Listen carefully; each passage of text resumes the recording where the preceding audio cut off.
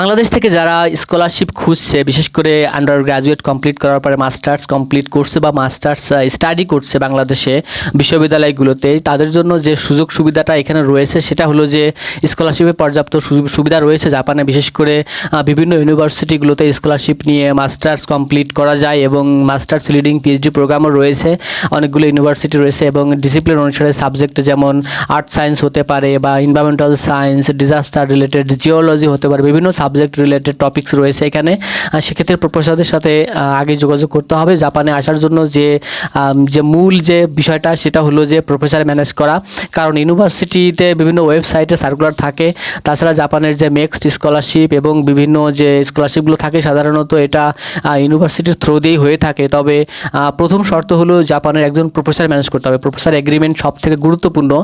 আগে থেকেই মাস্টার্স যারা পড়াশুনো করছে তাদের জন্য বেটার হবে যে আগে থেকেই একজন প্রফেসরকে সাথে যোগাযোগ করা, এবং প্রফেসর কিন্তু সমস্ত গাইড দিবে যে কোথায় কি করতে হবে।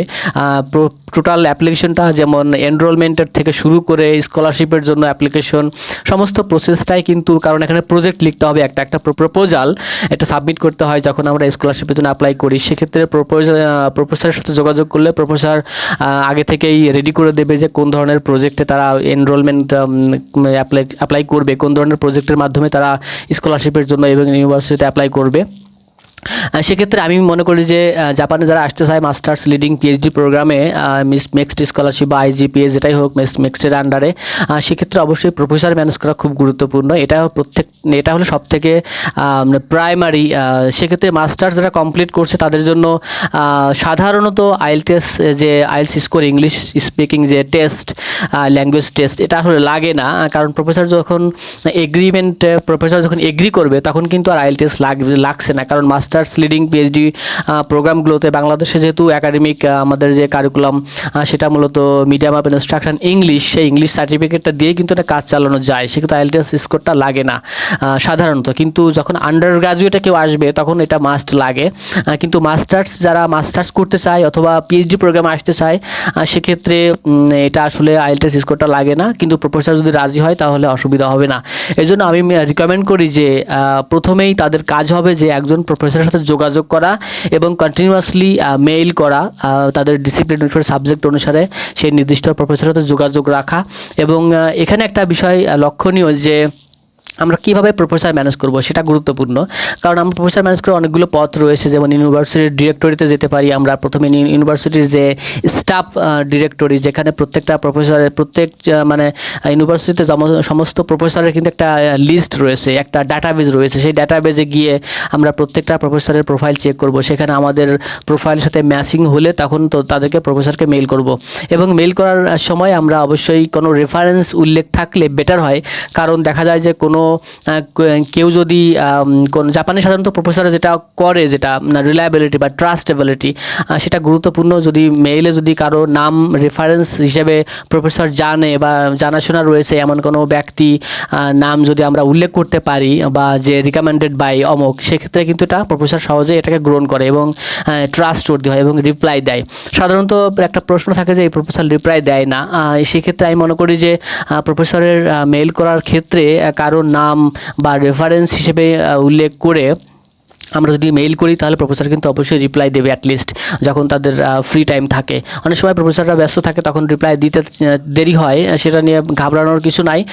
আমার মনে হয় যে প্রফেসররা যদি এরকম রিকমেন্ড সহ যদি আমরা কোনো মেইল করি তাহলে প্রফেসর অবশ্যই রিপ্লাই দেবে। এবং প্রোফাইলে অবশ্যই তাদের যে প্রোফাইলটা রয়েছে প্রফেসরের, সেই প্রোফাইলের সাথে অ্যাডজাস্টমেন্ট থাকতে হবে, অর্থাৎ সিমিলার রিসার্চ থাকতে হবে, পেপার পাবলিকেশন থাকতে হবে এবং একটা ডিপ ফ্যাসিনেশন থাকতে হবে রিসার্চ করার জন্য, এবং সুন্দর একটা সিভি উইথ ফটোগ্রাফ, একটা ইমেজ সহ একটা সুন্দর একটা সিভি ডিটেলস, যে রিজুমে আমরা যেটা বলি সেটা দিতে হবে, ডিটেলস অর্থাৎ সিভি এটা দিতে হবে। তাহলে এটা বেটার হবে, কারণ প্রোফাইলটা প্রফেসর দেখবে, দেখার পরে সে তখন ডিসিশন নেবে। এই জন্য আমরা যেটা করতে পারি, যেটা প্রতি একটা টার্গেট করতে পারি, একটা শিডিউল করতে পারি, একটা রুটিন করে নিতে পারি যে প্রতিদিন আমরা 2 জন 3 জন বা 4 জন করে মেল করবে প্রফেসরের সাধারণত ফরম্যাট একই থাকবে, কিন্তু চেষ্টা করতে হবে যে প্রোফাইলের সাথে ম্যাচিং করে প্রফেসরের প্রোফাইলের সাথে ম্যাচিং করে আমাদের ইমেলের যে বডিতে আমাদের ডিটেলস লিখতে হবে। এখন প্রশ্ন হলো যে ইমেইলে আমরা কি কি লিখবো, এটা একটা গুরুত্বপূর্ণ বিষয় হয়ে দাঁড়ায়। প্রথমে ইন্ট্রোডাকশন তো অবশ্যই থাকবে, কারণ নিজের যে স্কিলটা, নিজের যে দক্ষতা সেটা কিন্তু প্রথমেই দিতে হবে, নিজের পরিচয়টা দিতে হবে। এরপরে প্রফেসরের যে স্কিল বা দক্ষতা এক্সপার্টিস রয়েছে সেই এক্সপার্টিসের সাথে আমার নিজের দক্ষতার সাথে মানে আমার এক্সপার্টিসের কী সিমিলারিটি রয়েছে এবং কীভাবে আমি প্রফেসরকে হেল্প করতে পারবো, রিসার্চে হেল্প করতে পারবো, সেটা একটা মানে সিমিলারিটি দেখাতে হবে। এবং এটা একটা গুরুত্বপূর্ণ, কারণ প্রফেসর আমাকে কেন নিবে সেটা গুরুত্বপূর্ণ। কারণ আমি যদি তাকে হেল্প করতে না পারি বা যদি যদি রিসার্চ ব্যাকগ্রাউন্ড না থাকে তাহলে তো প্রফেসর নিবে না, রিপ্লাই দিবে না, তাই না?